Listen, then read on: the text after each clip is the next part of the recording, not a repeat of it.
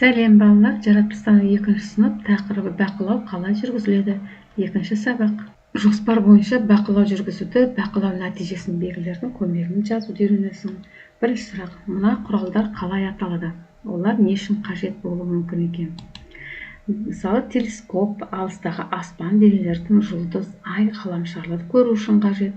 Ал лупа үлкейткіш әйнек затты бірнеше есе үлкейтіп көру үшін керек екен. Фотоаппарат маңызды сәттерді, адамдарды, табиғатты, оқиғаны есте сақтау үшін бейне суретке түсіруге арналған құрал. Микроскоп өте ұсақ заттарды, көзге көрінбейтін нәрселерді үлкейтіп көрсету үшін керек. Бақылау дегеніміз не? Бақылау табиғат құбылыстарын зерттеу әдісі. Адам оның табиғи дамуына кедергі келтірмейтін бақылайды. Зерттеушілер бақылауға жоспар құрады. Қуаныш пен Айсұлу аулада бақпақ қалай пайда болды деген тақырыпта бақылау жүргізді. Осы бақылаудың мақсатын анықтайық. Мінекей, бірінші негізгі мақсаты бақпақ гүлінің даму кезеңінде зерттеу, өсу жолдарын білу, гүлдің қалай өзгертетінін анықтау, тұқымдардың қалай таратынын түсіндіру. Болжам жасау және сұрақтарға жауап. Балалар бақылаған нысан ауладағы бақпақ гүлі. Бақылау кезде қай кезде жүргізеді? Бақылау көктем мезгілінде. Айсұлу мен Қуаныш нені анықтай алды? Олар бақпақтың біртіндеп гүлдейтінін, содан кейін сары күлтелер түсіп, оның орнына парашют тәрізді үлпілдек тұқым пайда болатынын анықтады. Болжам жасау. Бақпақтың тостағаншасы қалай өзгереді? Бақпақ гүлдеп болғаннан кейін оның тостағанша біраз уақытқа дейін жабылып қалады екен. Енді бақылау жоспары, бақылағанда нені, қандай мақсат қою керек? Бақпақтың өсу циклін, оның пайда болуы, таралуын, нысаны ауладағы бақпақ өсімдігі, бақылау кезінде қай жерде жүргізіледі? Бақпақ көктемнен бастап жар ортасына дейін.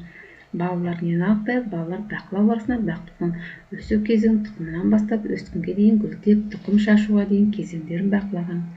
Тұқымның таралу жер арқылы тұқым таралатынын және бақпақтың қай жерлерде пайда болатынын анықтаған. Бірінші, гүлдердің басынан тостағанша жасыл және тығыз болады. Екінші, гүлдеу аяқталған соң күлтелер түсіп қалады. Үшінші, тұқымдар толып пісіп жетілген соң тостағанша қайтадан ашылады екен. Үшінші, физик ғалымдар магниттік қасиеттерін тексерді. Астрономдар ғаламшардың қозғалысын бақылайды. Міне ғалымдар, ботаник пен зоологтар нені жүргізеді екен? Ботаниктер өсімдіктер әлемін зерттейтін ғалымдар, өсімдіктің өсуі, дамуы, дәннің қалай өсіп, жас өскінге айналатынын, оның қажетті жағдайлар, температура, жарық бақылайды. Ал зоологтар ғалымдардың бақылауы жануарлардың мінез-құлқы, қалай қоректенеді, қандай азық түрлерін тұтынатынын, аң аулау немесе шөп жеу әдістерін бақылайды екен. Пиктограмма дегеніміз схема немесе суреттің көмегімен затты бейнелейтін белгі. Ғалымдар өз бақылауларының нәтижесін жазып отырады. Оны схема, кесте, пиктограмма түрінде санайды. Мысалы, пиктограмма өсімдікті бақылау. Күні, қай күні көргені, су құйғаны және өзгерісі. Ауа райын бақылау күнделігі, яғни пиктограмма түрінде тағы да күні, ауа райы қандай күн болғанын, ауа температура, жылы, суық және мұздай екендігін. Байқампаздық неліктен кез келген зерттеуші маңызды. Байқампаздық зерттеуші құбылыстарды мұқият қадағалайды. Бұл оған ең кішкентай өзгерістерді, ерекшеліктер және үлгілерді байқауға мүмкіндік береді екен. Сен білесің бе? Теледидар немесе компьютер экранында гүл қауызы көз алдымызда ашылып, гүлге айналатынын көрген боларсың. Шын мәнінде бұл процесс бірнеше күнге созылады. Мұндай бейнелеу гүлді бірнеше рет фотосуретке түсіру арқылы жасалады екен. Бесінші, үйдегі жануарды бақылау жоспарын жаса, қорытындысы.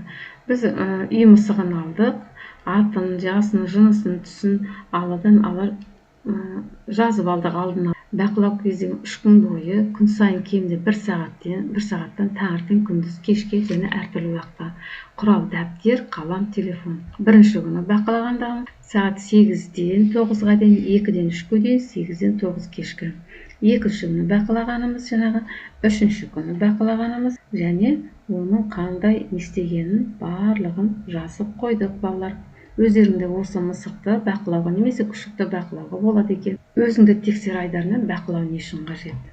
Бұл сұрақтар қаншалықты мергенге тексеруге өте қолайлы. Егер балаға осы 3 сұраққа толық жауап бере алсаң, зерттеуші дағдыларының негізін түсінді деген сөз. Бұл білім келесі тәжірибелік сабақтарда, мысалы өсімдік өсіру, табиғат құбылыстарын бақылау өте пайдалы.